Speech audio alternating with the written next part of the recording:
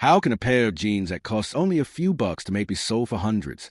Today, we're unveiling the truth behind the jeans manufacturing process. This is what jeans originally look like. The fabric is marked with outlines for the legs, waist, and other parts before being cut out. The fabric pieces are stacked together and cut in bulk.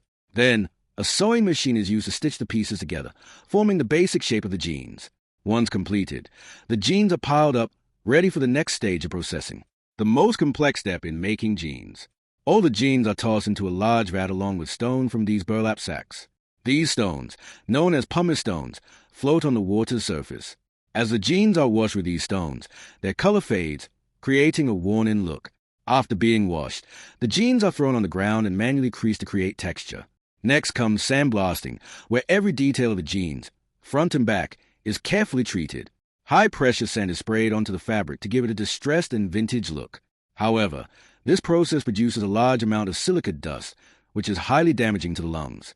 Because of the health risks, workers performing this task can earn up to $300 per hour. Large manufacturers use advanced surface treatment techniques to remove silica dust from the jeans. They also rinse the jeans multiple times before dyeing them. However, in small factories, to save costs, this step is often skipped entirely. The final steps, dyeing, bleaching, and distressing.